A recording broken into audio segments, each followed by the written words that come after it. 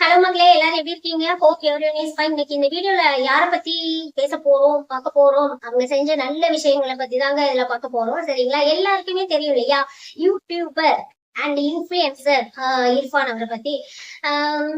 அவர் வந்து இப்ப ரம்ஜானை முன்னிட்டு ஏழைகளுக்கு வந்து ஏதாச்சும் ஹெல்ப் பண்ணணும் அப்படிங்கிறதுக்காக அவரும் அவருடைய மனைவி 2 பேரும் என்ன பண்றாங்க, வீட்டுல இருந்து கிளம்பி போய் கார் எடுத்துக்கிறாங்க. கார் எடுத்துட்டு ஒரு சேலை, ஒரு லுங்கி, சரிங்களா, அப்புறம் கொஞ்சம் கேஷ், அது எவ்வளவுன்னு உள்ள எவ்வளவு அமௌண்ட் இருந்ததுன்னு தெரியாது, ஒரு கவர்ல ரேப் பண்ணி கொண்டு போறாங்க. சரிங்களா? அது சேலையா இருக்கட்டும், வேஷ்டியா இருக்கட்டும், லுங்கியா இருக்கட்டும், எல்லாமே என்ன பண்றாங்க, பணம் எல்லாத்தையுமே வந்து 2 பேருமே வந்து காருக்குள்ள இருந்து கூப்பிட்டு கூப்பிட்டு, வாங்கப்பா நாங்க வந்து தானம் பண்றோம், வந்து வாங்கிக்கோங்க, எங்களுடைய தானத்தை வந்து பாருங்க, நாங்க இப்படிலாம் பண்றோம் அப்படின்னு சொல்லி கூவி கூவி தானம் பண்ணிட்டு இருந்தாங்க.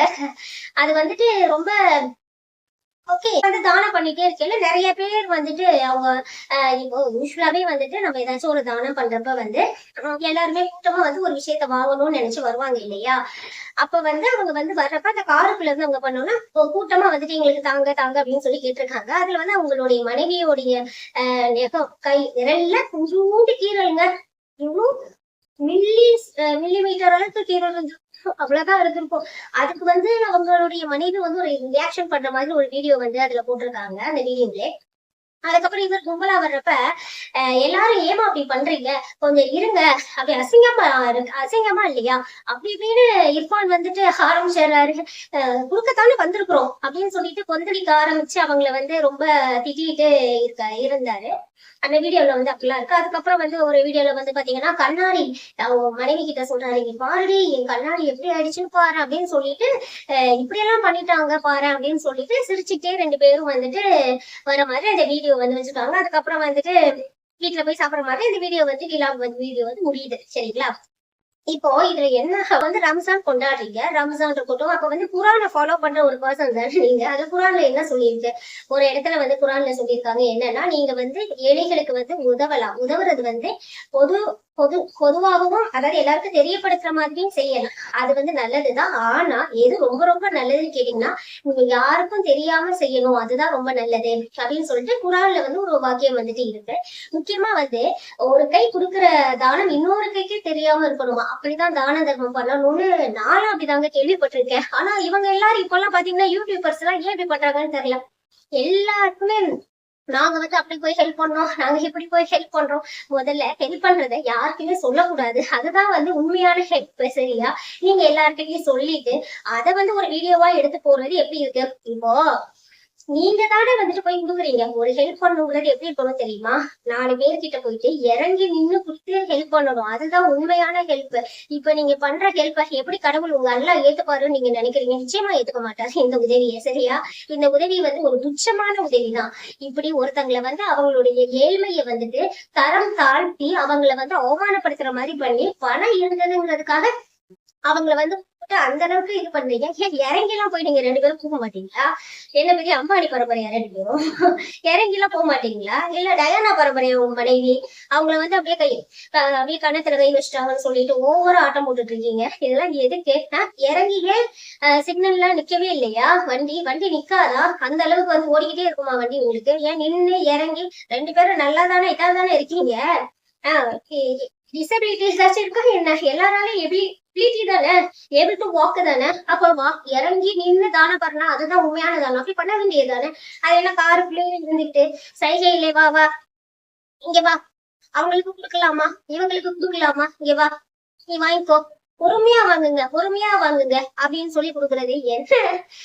ஒரு வீட்டுல வந்து ஆண் தப்பு செஞ்சா பெண்கள் தான் வந்துட்டு அவங்கள கரெக்ட் பண்ணணும். சரியா? இப்படி எல்லாம் பண்ணாதீங்க, இதெல்லாம் தப்புன்னு. அட்லீஸ்ட் வந்து உங்க ஹஸ்பண்ட் வந்துட்டு தொப்புள் கொடிய வந்துட்டு போட்டு அறுக்கிற மாதிரி ஒரு வீடியோ போட்டாரு இல்லையா? அப்ப கூட நீங்க கண்டிக்கல. சரி ஓகே, அதை கூட விட்டுருங்க. அப்புறம் வந்து ஜெண்டர் ரிவீல் பண்ணாரு இல்லையா? அப்ப கூட நீங்க வந்து எதுவுமே சொல்லல. சரி ஓகே, அதெல்லாம் கூட ஒரு இதுல ஒரு பாட்டி மேல வந்து கார் ஏத்தி இது பண்ணீங்களே, அப்ப கூட யாரும் எதுவும் சொல்லல. அட்லீஸ்ட் இந்த உதவி ஒரு பெண் தானே, மனைவியானாலும் நீங்க ஒரு பெண் தானே, உங்க ஹஸ்பண்ட் இப்படி எல்லாம் இது பண்றப்ப ஒரு அட்லீஸ்ட் ஒரு கூச்சம் கூட இருக்காதாங்க உங்களுக்கு எல்லாம்? இப்படி எல்லாம் செய்யறோம், கடவுளுக்கு ஒரு பயம் கிடையாதா? இப்பெல்லாம் செய்யறத கடவுள் பாப்பாரு. நம்ம செய்யற ஒரு விஷயம் வந்துட்டு தெரியாம செய்யறோம், இத கூட வந்து கண்டென்ட் ரெடி பண்ணி போட்டீங்கன்னா எப்படி? அதெல்லாம் கூட பெரிய கொடுமை என்ன தெரியுமா? இப்போ ஒருத்தங்க அப்படி பண்ணிட்டாங்க உங்களை, சரியா? இந்த மாதிரி வந்து கூட்டத்துல வர்றவங்க வந்து உங்களை வந்து இந்த மாதிரி டெஸ்ட் பண்ணிட்டாங்க, செஞ்சுட்டாங்க அப்படின்னா அதை வந்து இப்ப எல்லாருக்குமே இருக்கும். இப்ப நம்ம என்ன பண்ணுவோம், நம்ம வந்து உள்ளார பேசிப்போம் நமக்குள்ள. இப்ப நம்ம இருக்கோம்னா என்னப்பா அவங்க இப்படி பண்ணிட்டாங்கப்பா, ரொம்ப இதாயிடுச்சு எனக்கு, ரொம்ப கூட்டத்துல இப்படி பண்ணிட்டாங்க அப்படின்னு சொல்றது எப்படி இருக்கு?